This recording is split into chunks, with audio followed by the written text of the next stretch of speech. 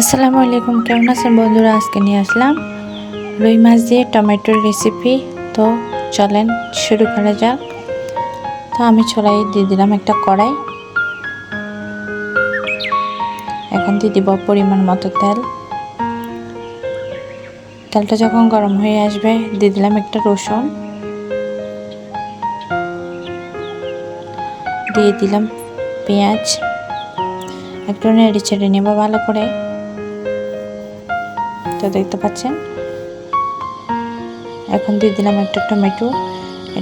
এটাকে ভালো করে নেড়ে চেড়ে নেব। তো এখন দেব হলুদ, মরিচ, লবণ, মশলা সবগুলো দিয়ে একসঙ্গে মিক্স করে নেব।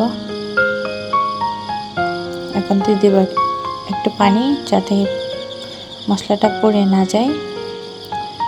তো আপনারা যখন রান্না করবেন তখন তরকারিটাকে ভালো করে কষানোর চেষ্টা করবেন। তখন মশলাগুলো যখন ভালো করে কষিয়ে যায় তখন খেতে অনেক মজা হয়।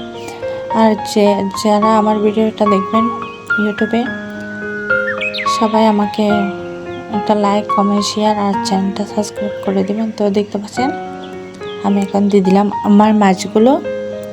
তো এখন সেগুলোকে একটু করে ভালো করে কষিয়ে নিব।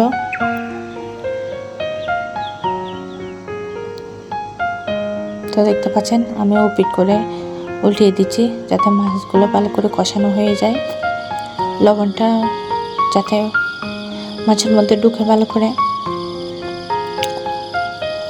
তো এখন দিয়ে দেবো পরিমাণ মতো পানি। এখন একটু করে নেড়ে দিলাম, যাতে মাছটা ভেঙে না যায়। তো দেখতে পাচ্ছেন আপনাদের সাথে কথা বলতে বলতে আমার মাছের বলকটা চলে আসছে। তো সবাই দেখতে থাকেন। আর আমার ভিডিওটা যদি ভালো লাগে সবাই একটা লাইক, কমেন্ট আর চ্যানেলটাকে সাবস্ক্রাইব করে দেবেন। তো দেখতে পাচ্ছেন আমি ভালোভাবে নেড়ে ছেড়ে দিচ্ছি, নিচে লেগে গেছে কিনা। নিচে লেগে যায়নি।